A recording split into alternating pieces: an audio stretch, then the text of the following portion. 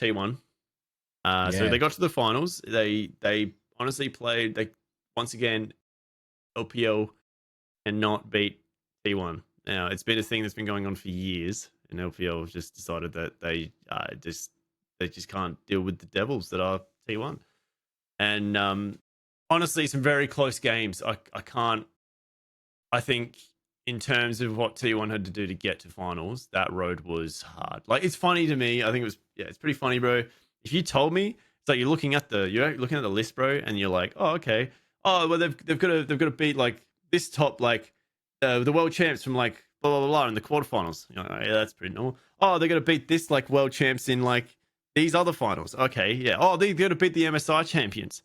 Okay, no worries. Oh, they're gonna burst AL in semis. Yeah. And you're like, How'd you hey? get there? Oh, yeah. And by the way, the team they're going to beat for grand finals is KT. You'd go, what? Like, they're the teams you deal with. Oh, it was bad. It was so It was wild, But, wasn't it? look, KT, we just talked about KT for a minute. Bro, they put on a show. What a run. What a... Like, it's one of the most dominant runs, bro. Yeah, like, it was the KT roller coaster, and they peaked, and then they peaked again in the final. They got to that high point. They were 2-1 up on match point. Yeah, just up until that point. And they then, were 8-1. 8-1 was their record before the finals. And then, like... That's maps. T1 turned on their, world's buff. And it was just GG after that. Like, yeah, I personally think... So that game four, Fakers and Nivea literally completely shifted the momentum of the whole series. If that doesn't happen, I don't think game 5 is what we saw. Guma absolutely went off his head. Yeah.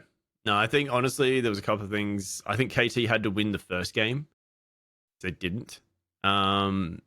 It was a ticking time bomb.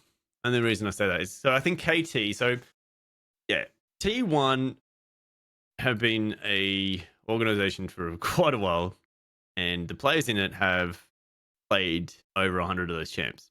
So their roster goes really, really deep. Yeah, if you do not know what Fearless Draft is, Fearless Draft is basically you pick your champs that you want, you kind of go through like a band pick phase, and at the end you end up with your 5 champs on each team. The 5 that you pick, you cannot play again. So the next game, you got to pick another 5 champs. And they're the ones from the last game are permabanned. Now, the bans can change because they're not permanent. They're just whatever. Game to game, Essentially, if it goes the distance, there's about 50 champs you can't play. Yep. Which is wild, and it made for deeper strategy and better games. Sort of.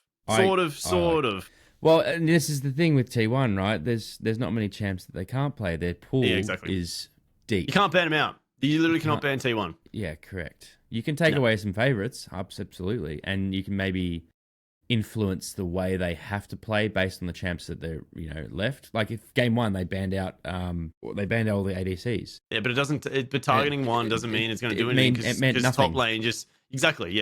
So you got owner in the jungle that you just left open to whatever he wants to pick. Correct. Like you can't target pick, because if you target pick one of them, it doesn't matter. The other 3 lanes will pop off. Yeah. So how do you? Yeah. You have to use your bans to influence, but you can't influence. And the game KT enough. did it in that game. KT did it. 2 and 3, they did. Yeah. Yeah, they absolutely did.